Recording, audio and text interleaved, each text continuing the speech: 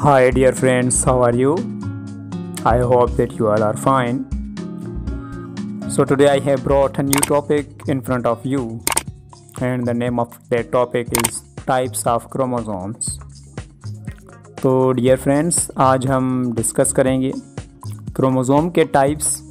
तो क्रोमोसोम जो होता है उसके कितने टाइप्स होते हैं, तो वो किस चीज़ की बुनियाद पर होते हैं। On the basis of position of centromere, centromere की पोजीशन की बुनियाद पर जो है वो हम टाइप्स ऑफ क्रोमोसोम जो है वो समझेंगे, अपना कॉन्सेप्ट जो है वो डेवलप करेंगे।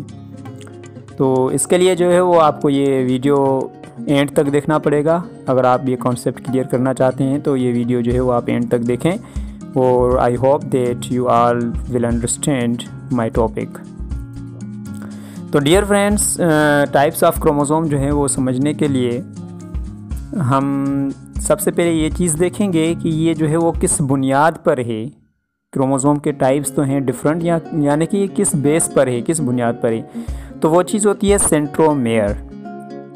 तो सबसे पहले हमें जो है वो सेंट्रोमेयर का कॉन्सेप्ट डेवलप करना पड़ेगा कि सेंट्रोमेयर जो होती है वो क्या चीज़ होती है। तो मैं जो है उसकी डेफिनेशन लिख रहा हूँ यहाँ पर। The region where two chromatids are joined and attached to a spindle fiber।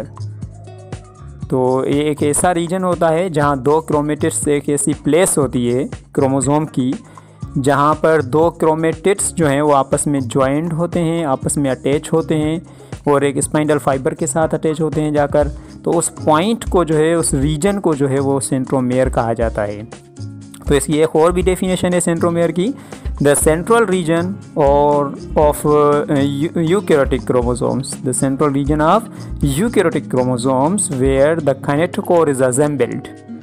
तो ये जो है वो सेंट्रल रीजन होता है क्रोमोसोम का, एक सेंट्रल रीजन होता है सेंट्रोमेयर, सेंटर का रीजन होता है जहाँ पर काइनेटोकोर जो होता है वो असेंबल्ड होता है, मिला हुआ होता है उसके साथ। तो अब ये जो है ये भी सेंट्रोमेयर की डेफिनेशन हो गई। ऊपर जो मैंने ये डेफिनेशन लिखी है वो भी सेंट्रोमेयर की डेफिनेशन है। तो इसलिए जो है मैंने एक वर्ड यूज़ किया है यहाँ पर, काइनेटोकोर। तो काइनेटोकोर क्या चीज़ है, हमें ये चीज़ भी जो है वो समझनी चाहिए।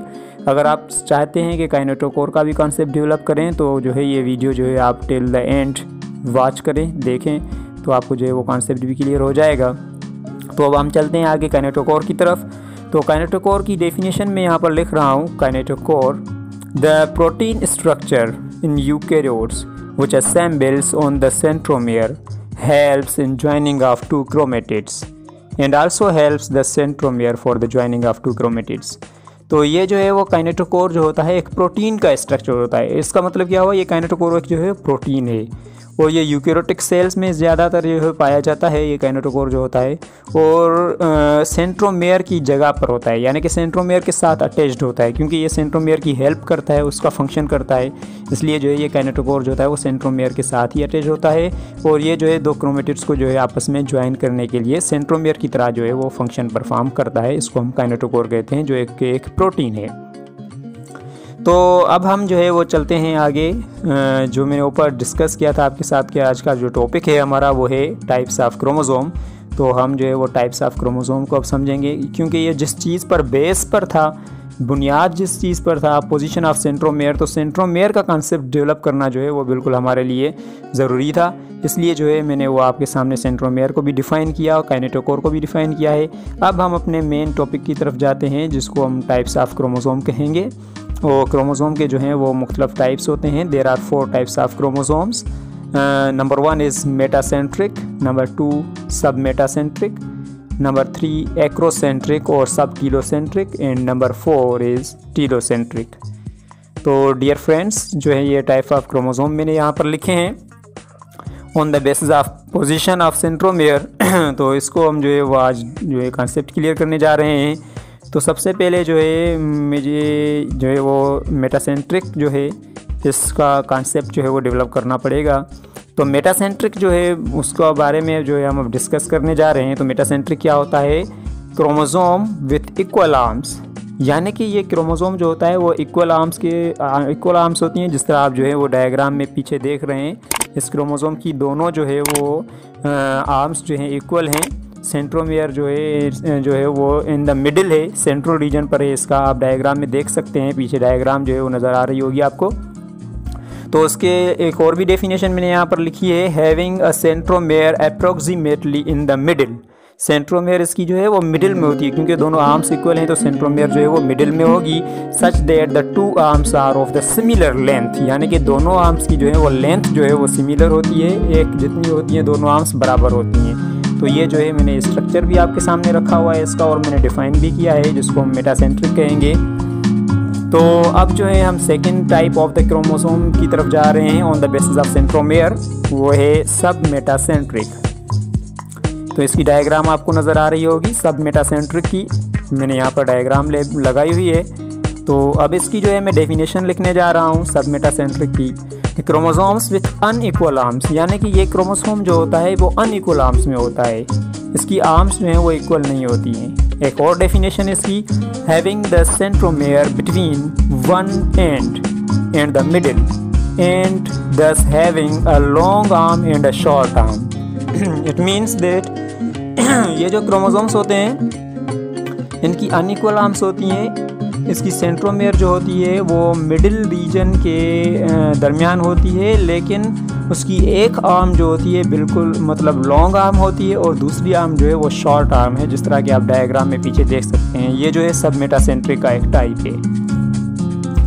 तो अब जो है वो एक्रोसेंट्रिक या सब टीलोसेंट्रिक कहते हैं इसको हम डिफाइन कहेंगे, डिफाइन करने जा रहे हैं। वो है सेंट्रोमेयर इज़ सब टर्मिनल।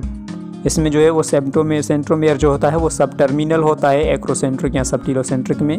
या फिर इसकी और भी डेफिनेशन मैंने यहाँ पर लिखी है कि having the centromere very near to one end thus having a long arm and a very short arm. तो इसमें जो सेंट्रोमेयर जो होती है नियर टू वन एंड, एक एंड के बिल्कुल करीब होती है क्रोमोसोम्स के, और इसमें एक आर्म जो होती है बिल्कुल लॉन्ग होती है और एक जो है बिल्कुल शॉर्ट आर्म है जो आपको नज़र आ रही होगी। इसका अगर हम कोई एग्जांपल लें तो ह्यूमन क्रोमोसोम जो हैं उनमें अंदर नंबर 13, 14, 15, 21 एंड 22 ये जो क्रोमोसोम्स होते हैं ये जो हैं वो एक्रोसेंट्रिक या सब टीलोसेंट्रिक के एग्जाम्पल्स हैं। ये ह्यूमन क्रोमोसोम में अंदर ये जो टाइप्स हैं क्रोमोसोम के। तो अब जो है हम टीलोसेंट्रिक की तरफ जा रहे हैं।